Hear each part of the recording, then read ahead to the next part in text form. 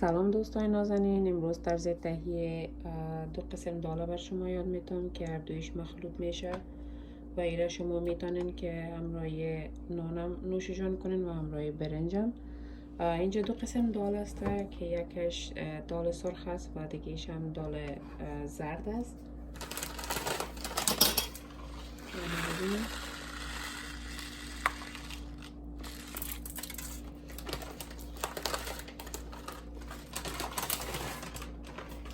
و یه منه از دال سرخ.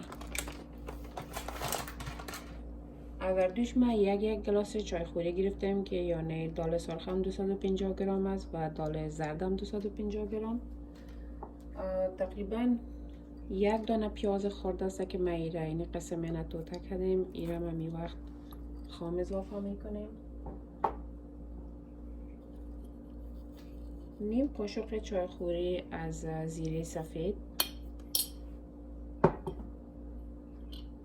نیم قاشق چای خوری از زردچوبه، سیر و زنجفیل میده شده. میتونین تازه هم اضافه کنین. اینه ببینید من تقریبا 2 قاشق اضافه میکنم.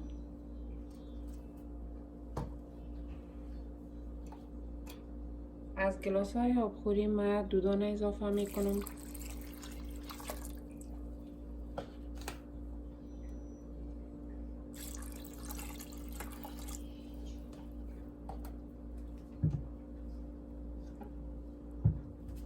خب این حالی را ما خوب مخلوط میکنیم و زیرش آتش روشن میکنیم که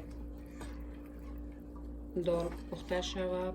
پیاز و زنجفیل و سیر که اضافه کردیم و همراهش خوب نرم شود و پخته شود. تقریبا 1 گلاس آب دیگه من اضافه میکنم تا که دال خوب نرم شود. نمک به قدر ضرورت.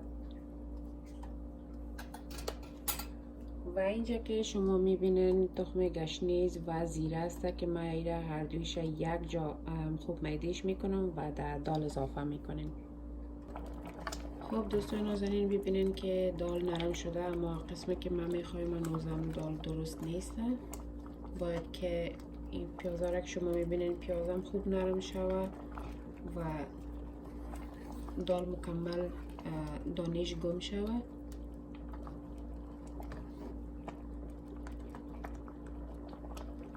در این وقتی که دال جوش میخوره زیره و تخم گشنیزه که بر شما نشون دادم تقریبا 1 قاشق ما اضافه میکنیم.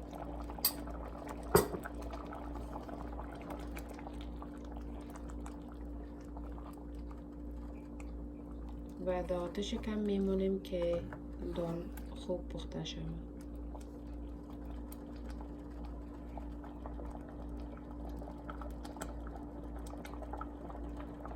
خب دوستان نازنین در یک کارای خرد ما تقریبا 5 قاشق غذاخوری یا به قدر ضرورت روغن اضافه کنین. من روغن اضافه کردم. از پیازای خرد نیم دانش باریک باریک توته کردم و اضافه کردیم که سرخ شود که باز ما را در سر دال اضافه کنیم. و از مرچای خشک شما میتونین اگر دوست دارین میتونین اضافه کنین.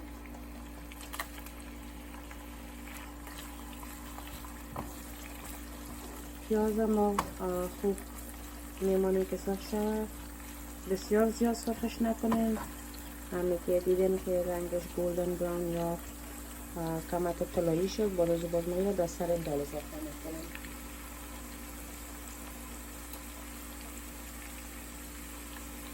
بسیار کمک از زیره سفیدم اضافه میکنیم.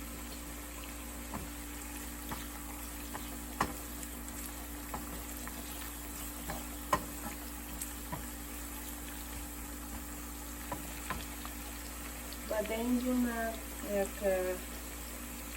چند دانه از آلو بخارا را شستم اینجا تیار موندیم که من را در دال اضافه میکنم، چون تفلکای ما بسیار زیاد دوست دارن آلو بخارا را در دال.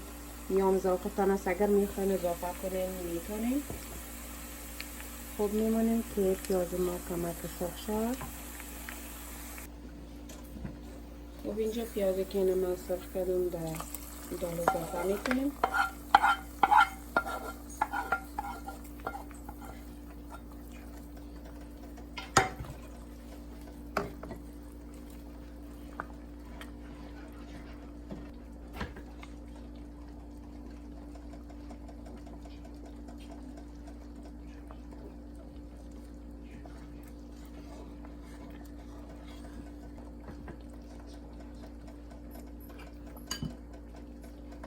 آلو بخاره که بر شما نشان دادم، آلو بخاره را اضافه میکنیم.